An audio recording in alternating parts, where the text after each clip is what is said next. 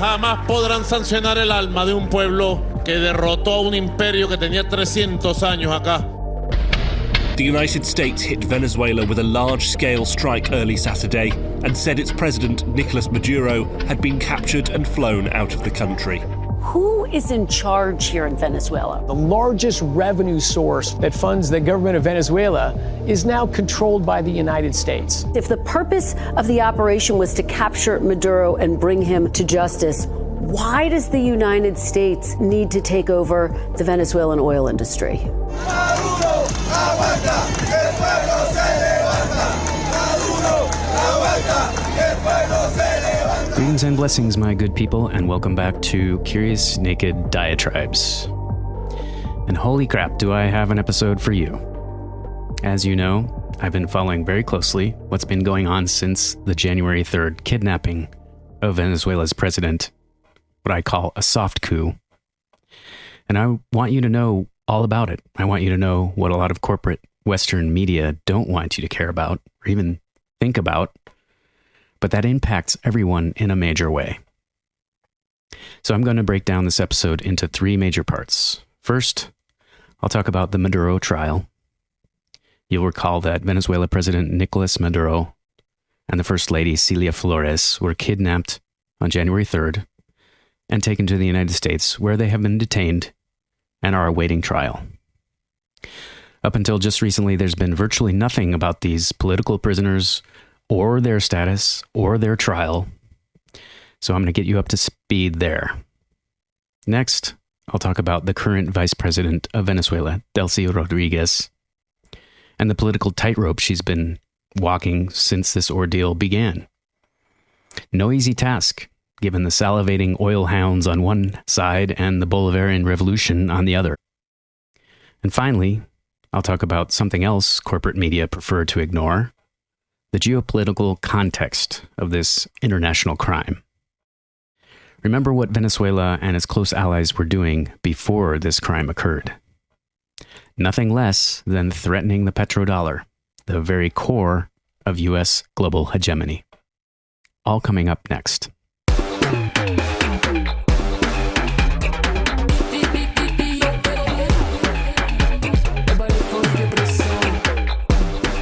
Can you not understand how the American people and how the world are clearly going to be frustrated by the hypocrisy of this when one man is convicted and pardoned and another man captured, and how it undermines the United States' credibility?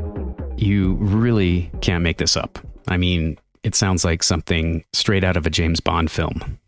But unfortunately, it's all real. A president of a sovereign nation has been kidnapped along with the First Lady and is currently awaiting a narco-terrorism trial in solitary confinement. But here's why this trial matters beyond Venezuela. If the U.S. succeeds in convicting Maduro, every Latin American leader who dares defy Washington should be worried. And they know it. The message is simple. Disagree with us, and we'll put you in a cage. But until just recently, we didn't hear a peep from U.S. media, who would normally be having a parade with a trial like this. Think of the wall-to-wall coverage of the Luigi Mangione trial. Cameras, pundits, daily updates. Now ask yourself, where are the cameras for Maduro? Why the silence? For one thing, maybe it's because they don't want us to know about the significant injuries to Venezuela's First Lady Celia Flores and the court-ordered medical care. Or it could be that they know this trial for narco-terrorism is a complete sham. It's embarrassing, really, how weak these charges are. Narco-terrorism? The same U.S. government that just pardoned Juan Orlando Hernandez, a convicted narco president in Honduras? They may want to avoid international backlash, or simply want to use Maduro as a bargaining chip. All of this is speculation, of course, but here's what we do know now. The couple, President Nicolas Maduro and his wife, Celia Flores, have been in solitary confinement at the New York Metropolitan Detention Center since their abduction on January 3rd, and are awaiting a second hearing on March 17th, the date set as of this recording. There are 4 charges against them, 1. Conspiracy to commit narcoterrorism. Number 2. Conspiracy to import cocaine. 3. Possession of machine guns and destructive devices. And 4. Conspiracy to possess illegal weapons. This could take a while. Remember that Manuel Noriega, the U.S. asset turned enemy, was indicted in January 1990 and sentenced in July 1992. So pop some popcorn, because we're going to be here for a while. Also consider the arguments the defense has to prepare in view of A, head of state immunity. Oh, this is so rich. And B, the illegality of the military abduction. So prepare yourself as this ridiculous trial against them proceeds for some of the most bald-faced, hypocritical propaganda from Western corporate media you've ever witnessed. And in the US, that's saying quite a lot.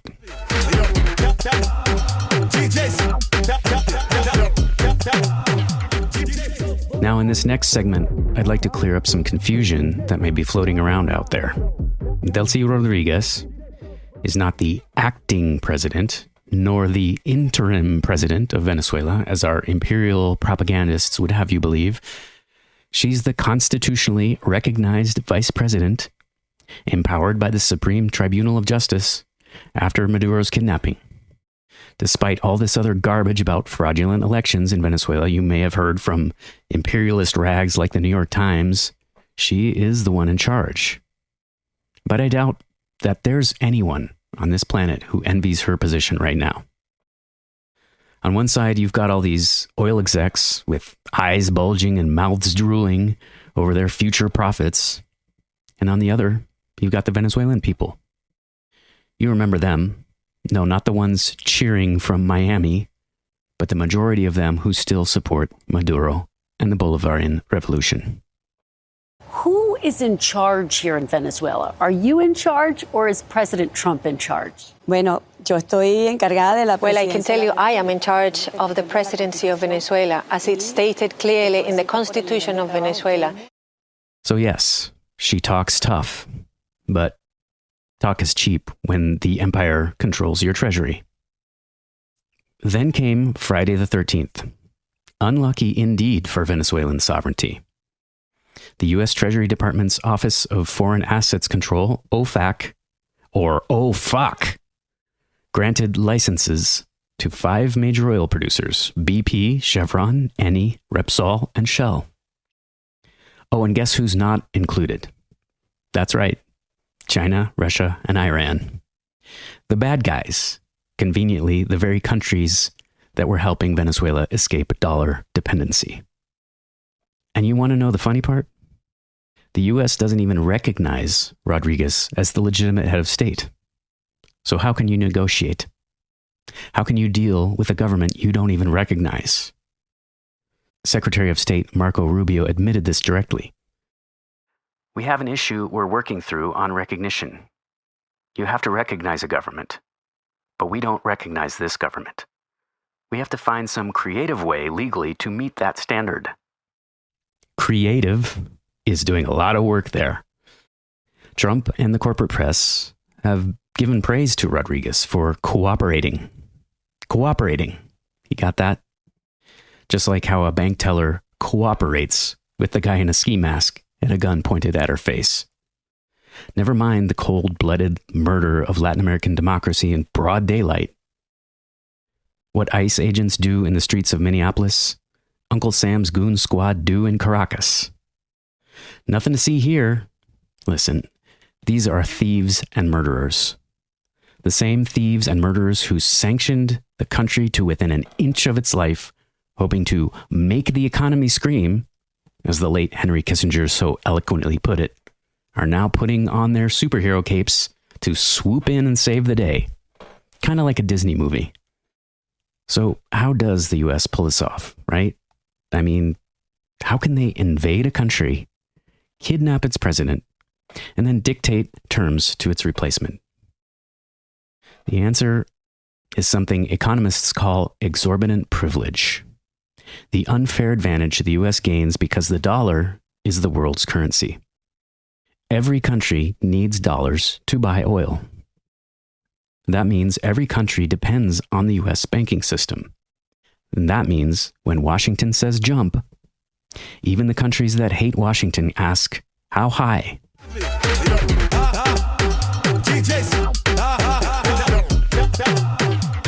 Today, Brazil cut a trade deal with China. They're going to, from now on, do trade in their own currencies, get right around the dollar.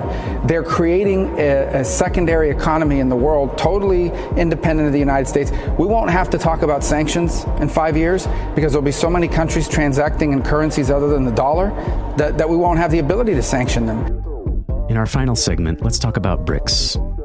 What is BRICS?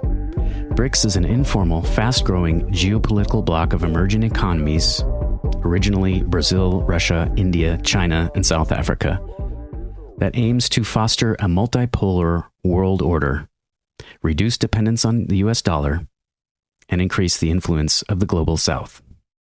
To understand why Venezuela matters so much to Washington, we have to understand what Venezuela represents. For the last 50 years, the global oil trade has been conducted in US dollars.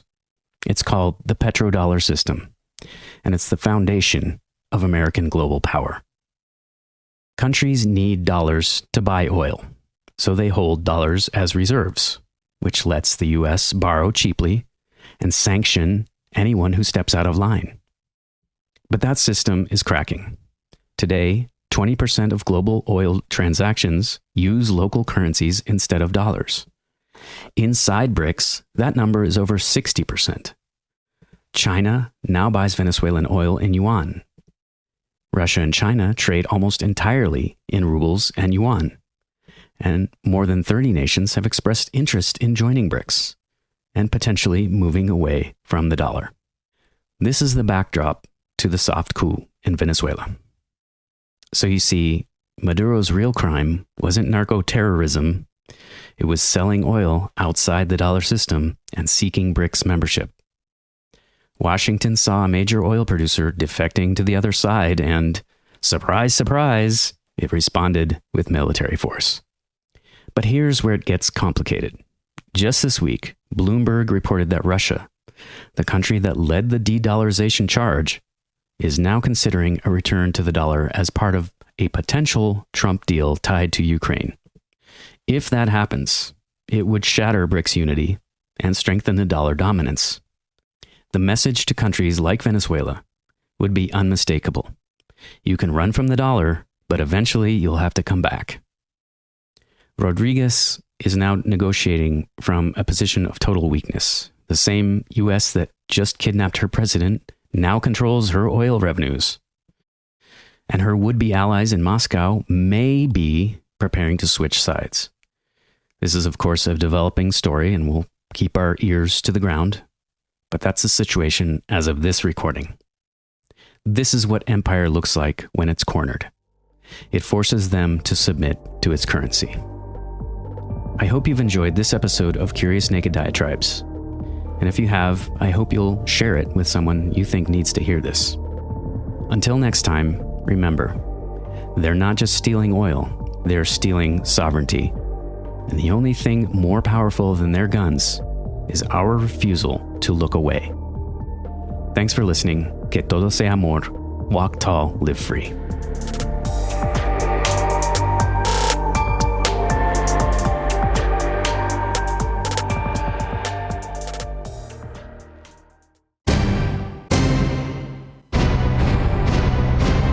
Javi Media.